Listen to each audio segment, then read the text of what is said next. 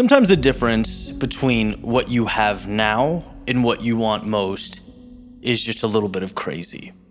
And so let me explain. I was having an awesome conversation with a friend of mine named Nico, and he was kind of reminiscing a little bit. So he lives here in Arizona, and before, he was running his businesses and doing this sort of content creation and all that stuff, he was in a transition phase driving Uber. And he said there was a situation where the company threw out, I believe it was like a 24-hour window.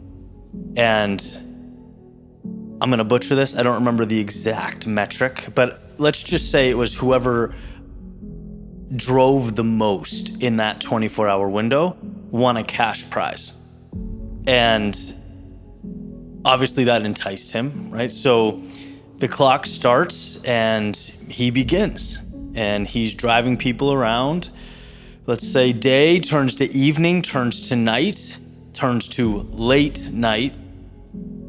And Nico makes a decision. He says, you know what?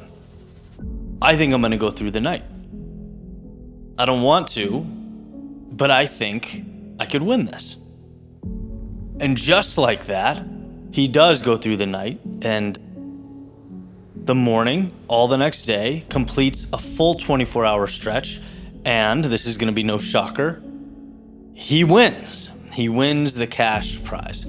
And, he'll make a joke now that probably wasn't the safest or, whatever. The reality is he did it and he won. And in that simplicity, to me, lies a simple truth, a power, a strength. It's the reminder that when you give a little more, you get a little more. Sometimes you have to sprinkle in crazy to normalcy in the mundane to get a result that you truly want. And it's very easy to forget this, right? At least for me, when he told me this story, I thought, like, one, of course you won the prize, and two, where in my life should I be metaphorically driving through the night? And I asked that question because life is seasonal, right? It's more of a wave than it is a straight line. I can think back to times in my life where it was go, go, go, right? You attack. If you listen to a speech from 2014 that I did, it's very focused on mitigating excuses, digging deeper, finding a way, figuring it out, emitting, moving beyond any type of victim mentality. It's just trudging through mud. And there's a time and a space for that. I think it's incredibly important. And then there are times where I'm, in a season where I'm writing about, hey, look around you, enjoy it, appreciate it. And I think a life of contentment requires both, but depending on what you're doing, the pendulum is going to be one way or the other. And hearing that inspired me because I'm like, I'm in a season where I want to press the pedal to the floor a little bit here. So where can I do that? And I started thinking, about a particular example. And by the way, those of you who listen more than others to this podcast or this YouTube channel, which, fun fact, about 75 to 80% of the viewers on every video are new. They have no idea who I am. They've never been here before, never heard my voice. So often I speak as though I'm talking to, a moving parade and not a standing audience. So if you've heard this example before, hopefully the difference in context will add some value. But, if we're talking about Nico's metaphorical riding through the night, being a little bit crazy, finding your edge or your advantage, a light bulb moment for me was in college. As a rower, D1 sport, I'd never done it before, and we were doing a 2K test. It was one of my first 2K tests. And the rowing machine is a tough machine. I mean, it beats you up. Like a lot of cardio machines, but this has a special place in my heart, I'll put it that way. And I just remember being on the machine and suffering through it.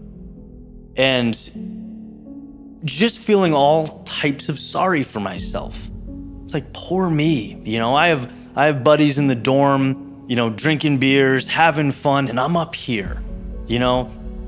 It's like, I thought the suffering in itself was the accomplishment. Like, look at how proud I should be of this. And I'll never forget my coach walking by and simply being like, yeah, but look at the screen. You're not going fast enough. That's not good enough. Figure it out. And so I'd pull harder for a little bit, and, being new to the sport, no stamina, right? It would just sort of drop back down to what I was doing, and he'd come back and he'd be like, look, you need to figure this out because you're hurting. You're suffering. I get it.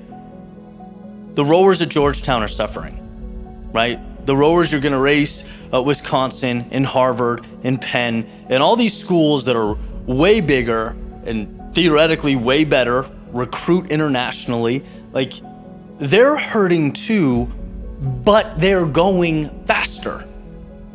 So showing up and hurting is not enough. Being the guy who's not down at the dorm drinking is not enough. You need to find your edge. You need to find your crazy. You need to sprinkle in something that'll set 3 boats essentially full of walk-ons apart from these people in other schools that have been rowing all their lives, right? And that was the moment where I'm like, I get it. Showing up is not enough. You need to be different. You have to find a way to be better and set yourself apart. And I took that with me into life. I always talk about college. People ask me a lot, do you value college? For some people, right? For me, it was valuable. I learned to write well, but also because of crew, because of that mindset. And so fast forward 14 years, right? From that day, I am speaking at my friend Evan Carmichael's mastermind. He asked me to talk a little bit about YouTube. And so I go in, the presentation prepared on titles and thumbnails and, the first 1 minute of the video and how important it is. And what I learned is no one cares. No one cares. They wanted to know how the hell I kept doing what I was doing from year 1 to 7 without seeing, substantial validation, without making any type of meaningful money, without a huge, wide-ranging audience. What kept me going, right? And I'd never thought about it like that until, that experience. And I look back now and I'm like, yeah, years 1 through 7, the door was shut. Like, for me, it was like, I'm either gonna help millions of people doing this, make a substantial amount of money, create an impactful brand, or I'm gonna be poor doing this and fail doing this, but I'm going to do this, period. And I look back now, I'm like, that is my edge. That is my driving through the night. That is my Nico advantage. It's my find a way to row faster, to be better mindset. Because I don't think many people would do that. In fact, I know most wouldn't, right? And it took 7 years to get that sort of exponential growth curve.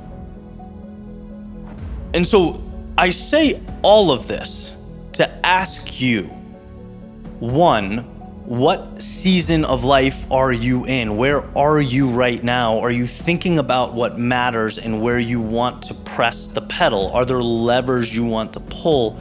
And 2, when it comes to those things, where can you be just a little bit crazy? Where can you find an edge? Where can you be outside the box? Where can you do something different for you in your life, right? A variation from how you've always done it, and also a variation from how your competition would do it, or outside of quote unquote normalcy in the real world.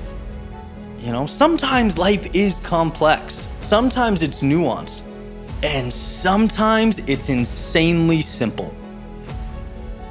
Those races you're running, those things that are meaningful to you, when you give more, and not always just effort, but intelligent effort, you get more. And I think it begs the question, what's important and how can I be tenacious there? How can I squeeze more out of it? I'm incredibly grateful for that conversation because it made me think. I have a really cool opportunity on this YouTube channel and podcast to be part of what I think is the best community in the world. The messages I get from you guys is insane. It's incredible. And it's just a heartwarming thing. It's a satisfying thing. And, perhaps that needs to be doubled down on my end, right? Maybe there's room for more long form, for more creativity. Maybe without realizing it, things have gotten a little routine because that happens. That's life. And so you need these moments to step back and go, okay, well, how can I regroup and reapproach? How can I be better? A little crazy. So I hope you got something from this episode. And I want to remind you to find your crazy.